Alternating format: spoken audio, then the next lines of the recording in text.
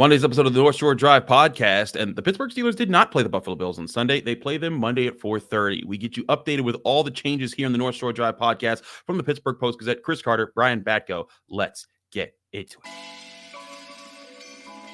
You are now listening to the North Shore Drive podcast, a show on all things Pittsburgh sports from the writers of the Pittsburgh Post-Gazette, hosted by Christopher Carter.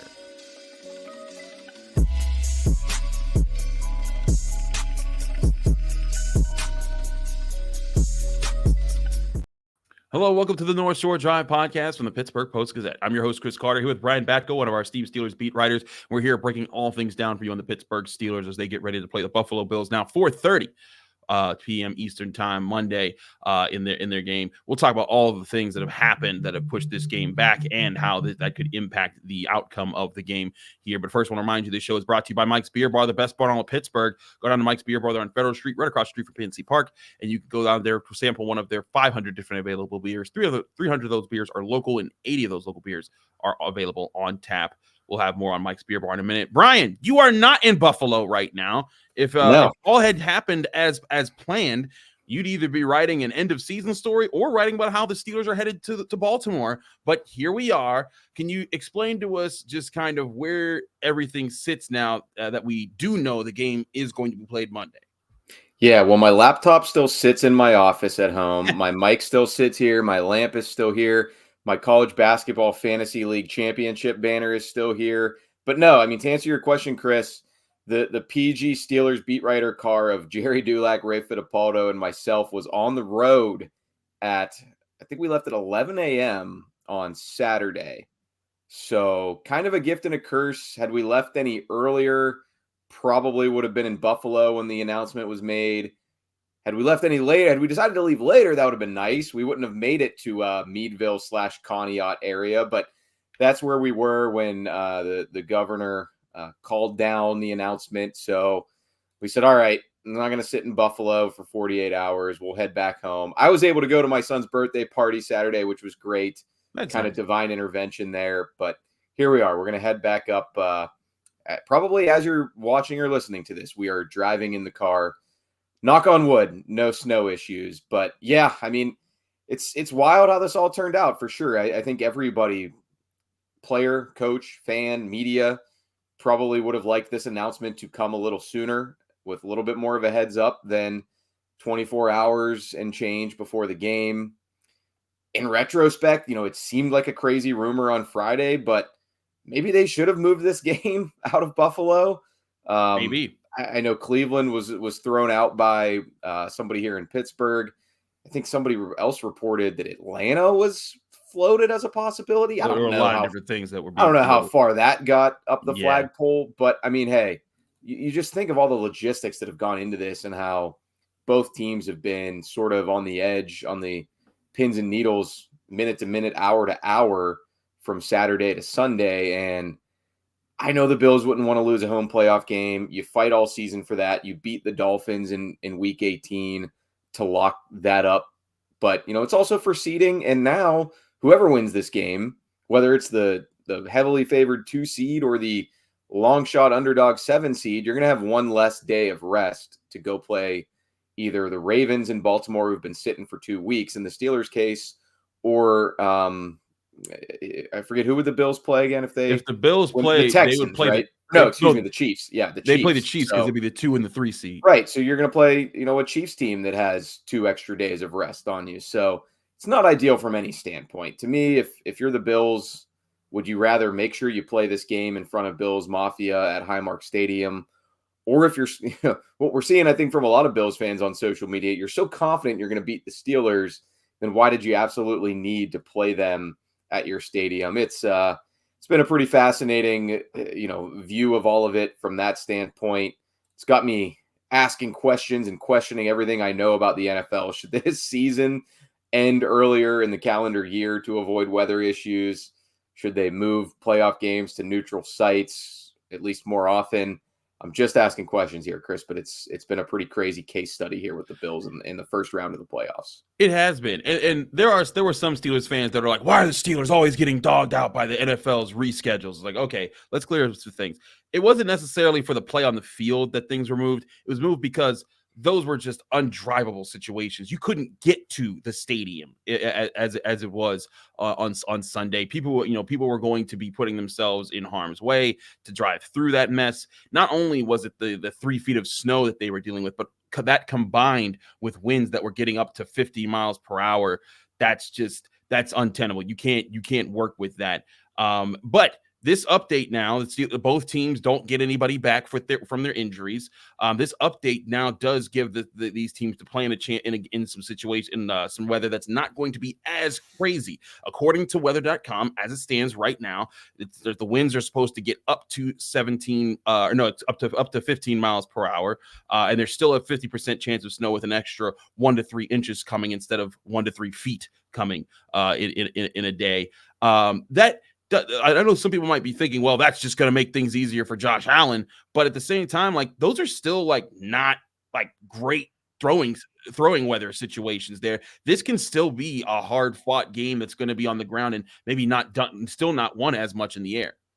Yeah, it's still going to have some wonkiness to it, probably. I mean, I even just watching the Chiefs Dolphins on Saturday night. I don't know about you, Chris, but I thought, at least from the get-go, Patrick Mahomes' ball wasn't coming out of his hand quite as naturally as it usually does. How can it in negative temps? So, yeah, it's not going to be a 70 and sunny type of game. But, yeah, I do think this plays into the Dolphins' hands into the Bills' hands a little bit more, simply from the standpoint of any underdog is probably better suited to spring an upset when there's less predictability.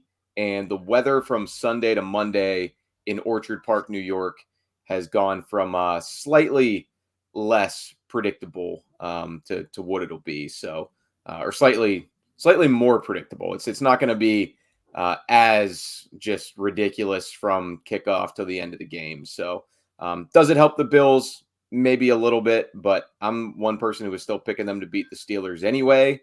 And I don't know. I guess you would be the one. The onus would be on you, Carter, if you want to change your prediction, if you were really banking on Najee Harris running through mounds of snow as the edge for the Steelers in this game.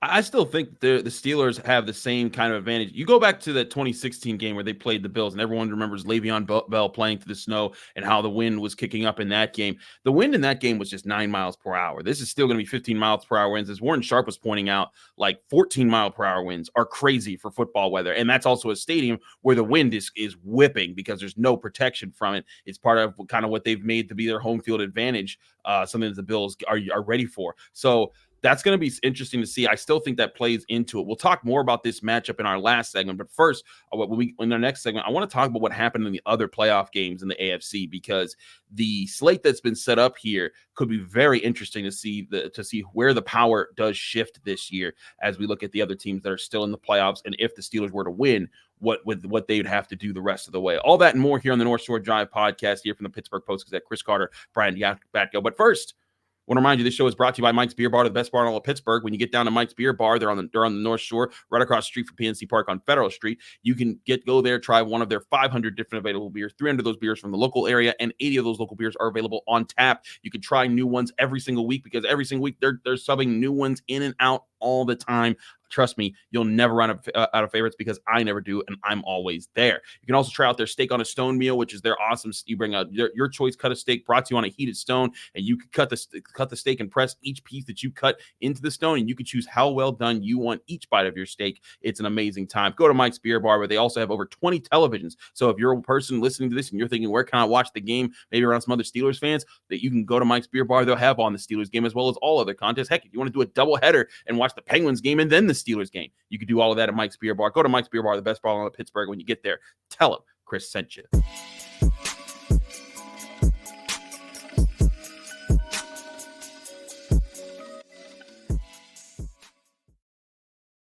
We're back here in the North Shore Drive podcast. Chris Carter, Brian Batko, Pittsburgh Post-Gazette. Brian, We are recording this in the middle of the Packers-Cowboys game, which is looking like a shellacking on the hands of by the hands of the Packers. They are just giving it to the Cowboys 34-10 as we record this. This would be the third straight game that was pretty much a complete domination and one-sided football game.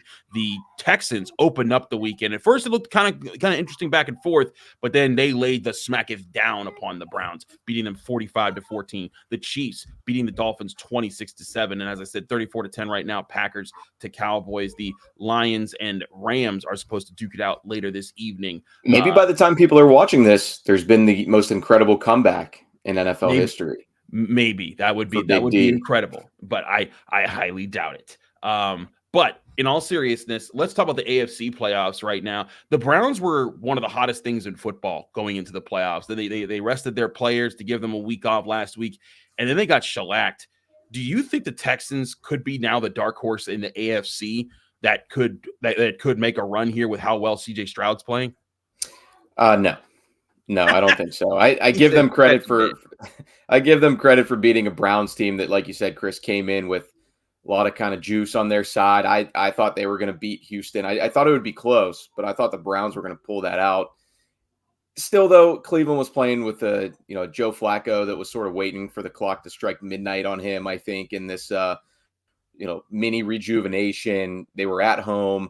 Browns didn't have Grant Delpit at safety. I was watching one of my favorite things, honestly, in football is when the game's on NBC and they do the little heads pop up and they say their name and their school, or King of the North in the case of Joey Porter Jr.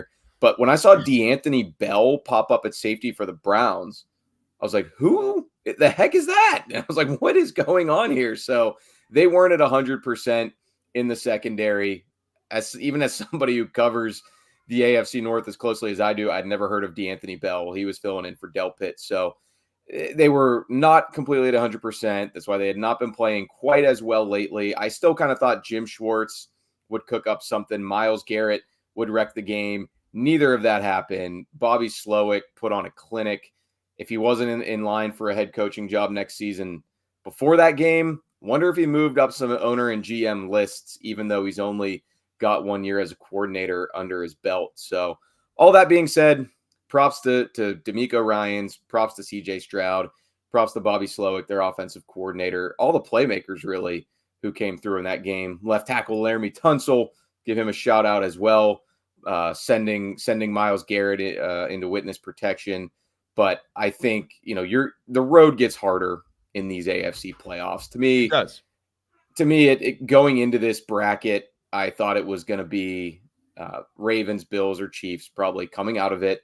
Had the Dolphins been healthy, I would have given them a puncher's chance. But I think the Bills are going to beat Steelers. So I'm not changing that prediction. My 24-18 call is suddenly looking more realistic with this weather alteration up in Buffalo. But I think the Ravens will probably handle the Texans at home.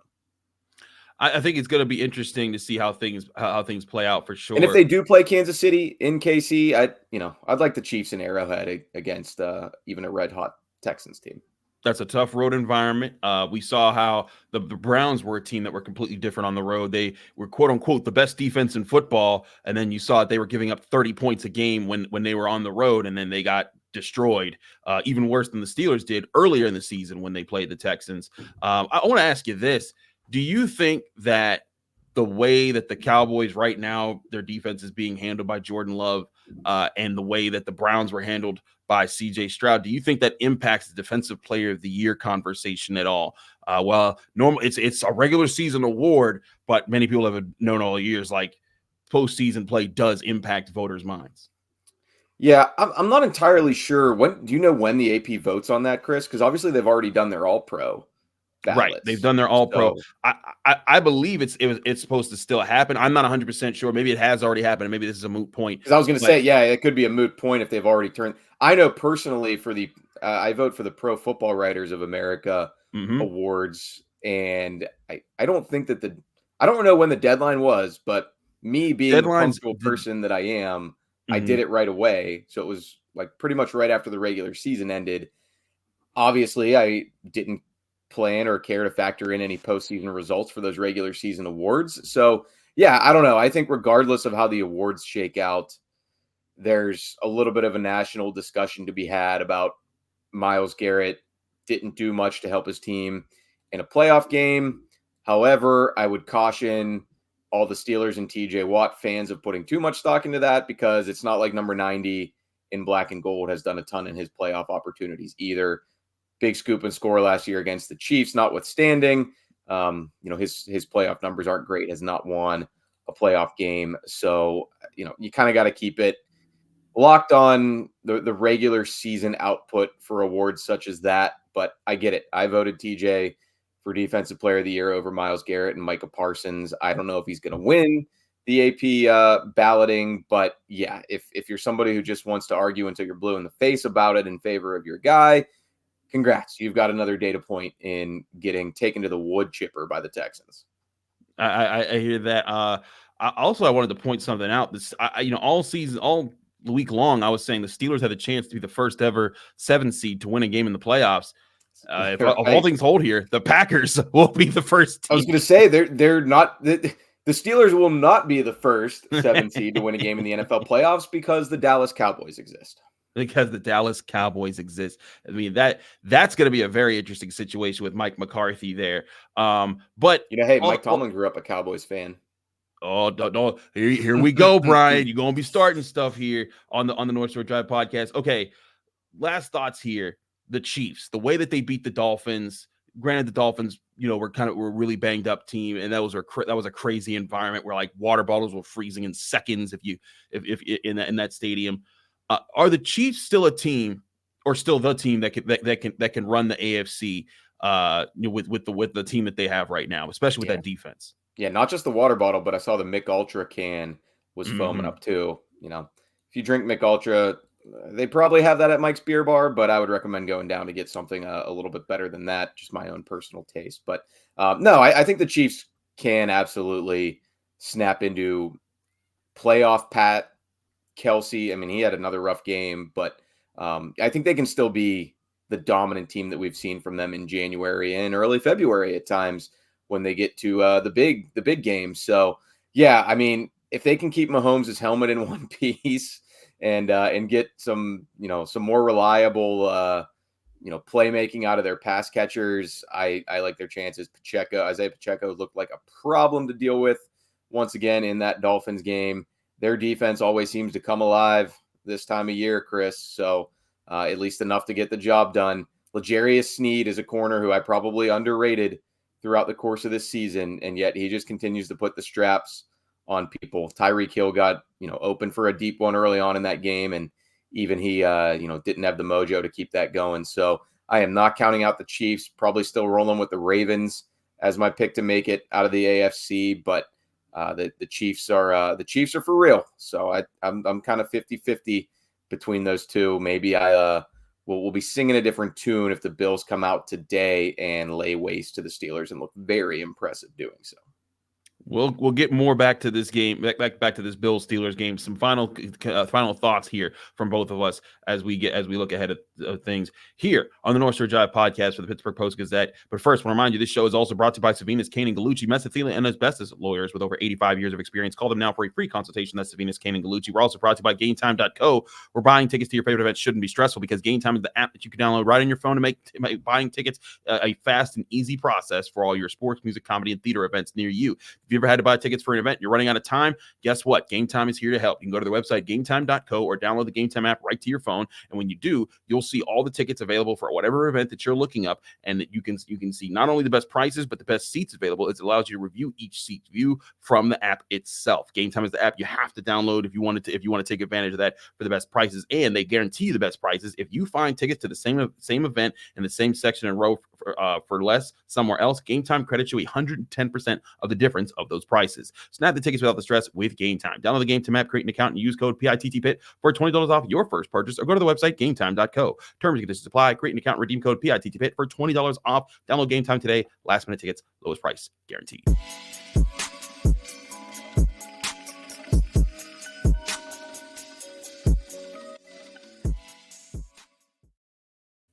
Back here in the North Shore Drive podcast, Chris Carter, Brian Batko. Brian, we have previewed this game out the wazoo. for lack of a better term.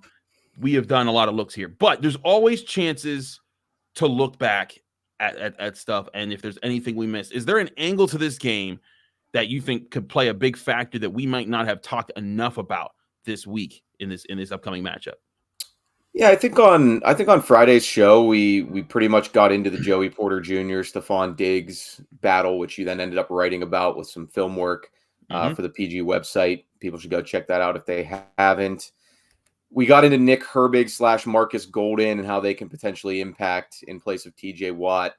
Maybe we gave short shrift to the Bills tight ends, especially now that Josh Allen might be able to actually see them running down the field in the weather in Buffalo. I'm just looking at videos and photos from people who were up there on Sunday. Like, I don't know how either quarterback would have had any visibility down the field to throw the ball. So that hopefully will not be as much of an issue because, maybe for the Steelers, you'd hope that would have been an issue because it would have pretty much been our run game versus your run game. So now at this point, I think it's an even bigger challenge for the Steelers to deal with Dalton Kincaid and Dawson Knox. I mean, I remember watching Kincaid in the preseason.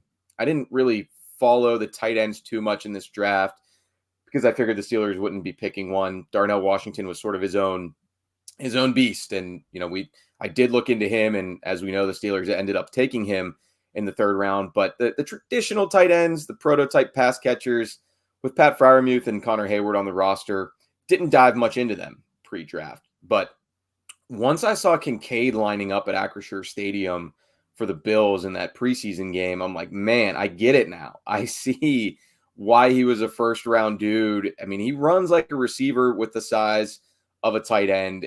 I ended up picking him up at fantasy at one point this year, and, he wasn't super consistent. I think he had an injury at times too, maybe. But, I mean, for a while there, he was putting together a string of solid performances in a row.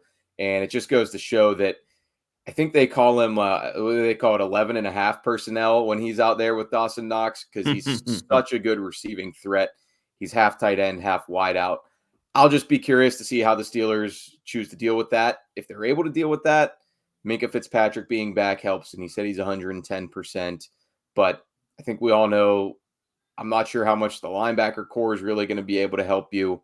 Mike Walker, skill set, size-wise, athleticism-wise, might have the best chance. Otherwise, you're going to be relying on an Elandon Roberts who's not 100% and not the biggest guy to begin with, although his coverage has been probably better than advertised for much of this season, or Miles Jack, who he's in week 4 of playing now, but I think at this stage of his career, you're kind of relying on him to make the sound plays more than the dynamic plays, trailing a tight end or something like that over the middle. So that's an area where I think you really need to watch Josh Allen peppering Dawson and Dalton over the middle and potentially exploiting the Steelers that way, even if Joey Porter Jr. can minimize Stephon Diggs' impact on the game.